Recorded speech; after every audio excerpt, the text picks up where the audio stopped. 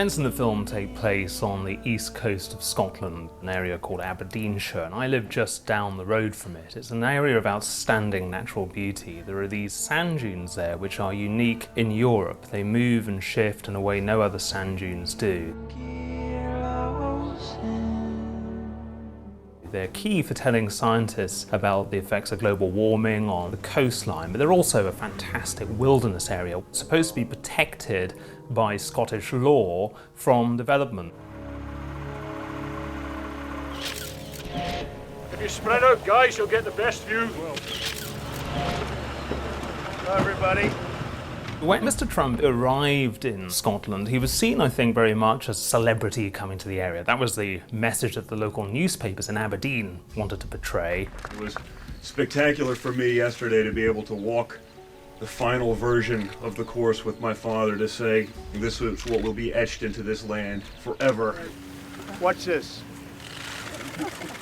Donald Trump's plan was to build 2 championship golf courses, a skyscraper hotel, 1,500 houses, a 450-bedroom hostel. There were also going to be condos put there. And this was really an idea of bringing wealthy people to this part of Scotland. I'm going to build for the people of Scotland the greatest golf course anywhere in the world. There'll be nothing like it, and it's going to be done environmentally perfect. The promise was it was going to deliver 6,000 jobs across Scotland, 1,500 permanent jobs.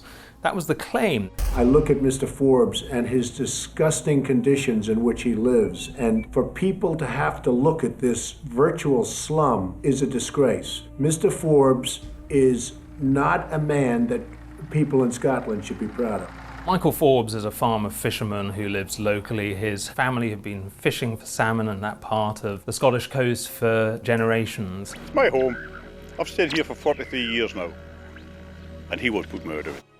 He lives there with his wife Sheila. Next door to them is Michael's mother Molly, who is 88 years old. And the film really tells their story, but also the story of some of the other residents.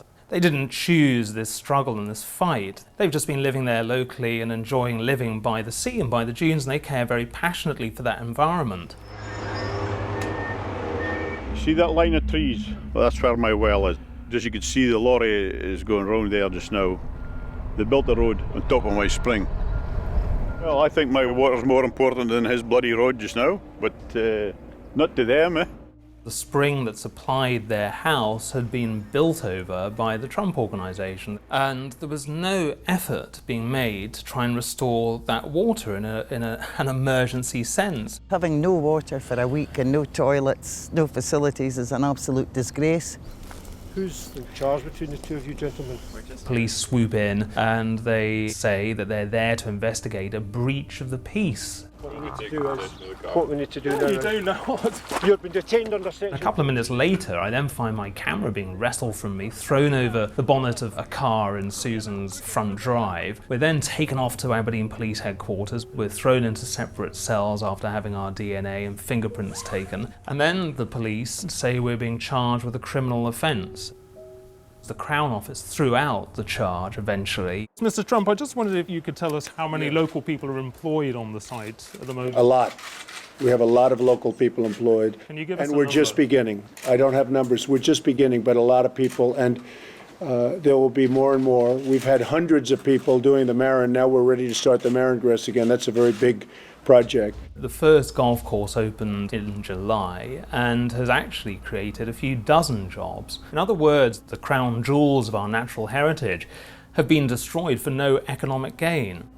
These are tees that are built onto very steep sand dunes, so they will have to be built up. And that will involve moving biblical amounts of sand. So not only do you lose the natural dynamism that this area is noted for scientifically, but also you'll be constructing a largely artificial sand dune environment.